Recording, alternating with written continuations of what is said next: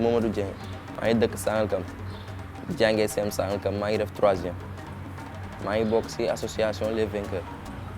bi nga xam ne ñu ngi fii pour jàppale jeunes yi ak def affaire sociale ju mel ni comme genre mooy bi ñu doon séddale moustiquaires yi bokk na ci yenn yi ma ci gën a remarqué parce que boobu jàppale nañ nit ñi ak bi ñu doon def association bi di jàppale talibé yi di leen jox yére yi yooyu yëpp bokk na ci. mouvement bi nag dañuy yëngu lu bari ci xale yi lépp loo xamante ni daal song nañ ko rek ñu jëm ko daan d'ailleurs am na activités yu bari yu ñu jot a def dans un premier temps def nañ fi benn reboisement boo xamante ni ñu ngi ko def ak xale yi dañ ko innover parce que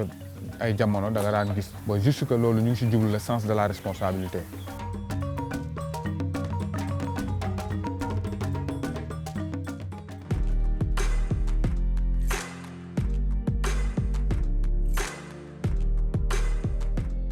Je fais partie de l'association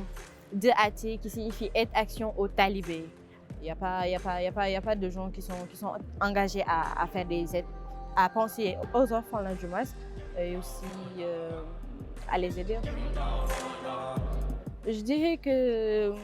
n'y a pas beaucoup de femmes qui sont engagées sur cette lancée. Du fait que la plupart des hommes subissent le fait d'être des petits enfants talibés, raison pour laquelle les femmes ne sont pas beaucoup intéressées dans ça, mais si tu as un proche ou quelqu'un de ton entourage qui a subi ça, ça va te motiver, ça va te pousser à bien vouloir aider les enfants talibés.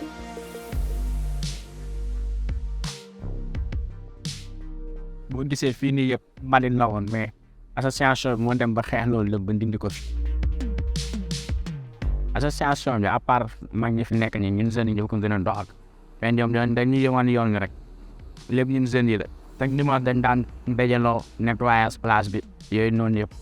man defar nañu ay poubelles sax si kaw fii nii boo yëgee di ko gis dañuy jël tamit journée boo xamante ne dañuy reboiser. santé moom dama ko yàgg bëgg dafa nekk loo xamante ne nii dafa sensible tamit moo taxoon ma bëgg ko parce que dama gisoon nit ñi ñu leen di taxawoo ci hôpital yi loolu moo ma motivé woon ma bëgg d'autre part am na tamit ñoo xam ne dañuy dem mais duñu am moyen pour ñu faj leen dañuy obligé teg leen noonu di leen seetaan loolu tamit ma gis ko mu naqari ma loolu taxoon ma ne su ma màggee dinaa def santé mën a dimbali ñi nga xamante ne nii seeni loxo jotul seen ginnaaw. instant yi jamono yuñ toll nii moom yaakaar naa ne jigéen ñi du ma ne ñëpp de mais la plupart intéressé nañ ci santé bi parce que bu ñu seetloo bu ñu daan def campagne yeeg vaccination yeeg yooyu ñu daan def la plupart dañ daan téye seeni doom mais bi ñu demee ba def campagne yoo xam te ne dañuy dem toog wax ak ñoom expliquer leen réalité yi nga xam te ne ñoo nekk ci biir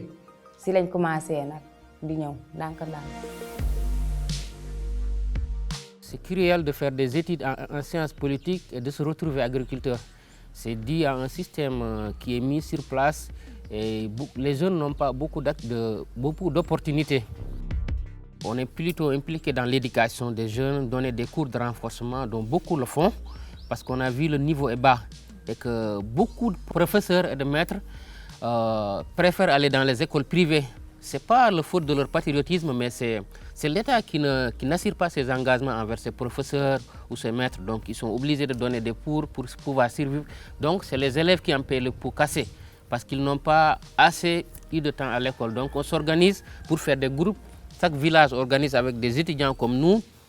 qui peuvent aider dans différents domaines, dans la philosophie, dans l'histoire, dans la géographie. À chaque personne, sa domaine de compétence, il donne, il aide. te bu ñu nee développement dëkk bi tamit loxo ñëpp ci war a dem muy loo nga xamante ne nii daal dafa sensible ndax boo seetloo suñu gox yi léegi jeunes yi léegi dañ leen askanale ni jàngatuñu ñu ngi si grand place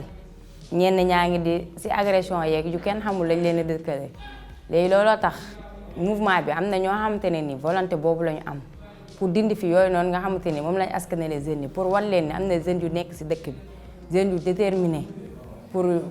développement wu dëkk bi. Bon, association bi li ma si gisee sama bopp mooy parce que bien que li ñuy def baax na mais après ñun lay jëriñ parce que ñun jeunes yi ñoo si nekk nii pour l'instant mais après ñoom bu ñu demee ñoom ba màgg xam nga seen doole du tollati foofu léegi ñun ñoo war a jël association bi amee kon ne li ñu doon def moo tax affaire bi gis nañ suñu bopp bu baax. buñ ne jeune moom pour ëllëg moo tax quoi ndax ñoom ñooy dem ba doon magin suba yow la ñuy réew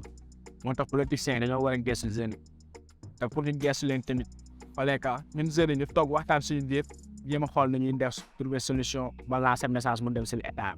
ñun béykat xam suñuy bëri bëgg fi. Dans la prise de décision des politiciens, il est important d'écouter les jeunes. Du fait que ce sont les jeunes qui sont confrontés, aux problèmes de la société en temps réel. Ce sont eux qui sont tout le temps en contact avec la population et tout. Du coup, ce serait mieux de prendre en compte les idées des jeunes plutôt que de prendre les décisions hâtives, tu vois. jeunes yi dugal seen loxo ci développement dëkk bi moom dafa am solo parce que comme niñ ko waxee rek jeunes yi ñooy relève bu ëllëg ñoom ñoo fiy décider ëllëg du mag ñi du seen papa yi du seen yaay yi ñoo fi toog di leen defaral dëkk bi ñoom ñoo fi des ñoo toll ci jàng yi ñooy jàng kon bu ñu demee ba dëkk bi sooxe seen côté lay gën a méttee parce que ñoom ñoo fiy décider te ñoom ñoo gën a féete ndaw kon ñoom nag ñoo war a taxaw pour takku liggéey seen dëkk seen gox ba nga xamante ne nii lenn luy faay rek du am ci environnement bi.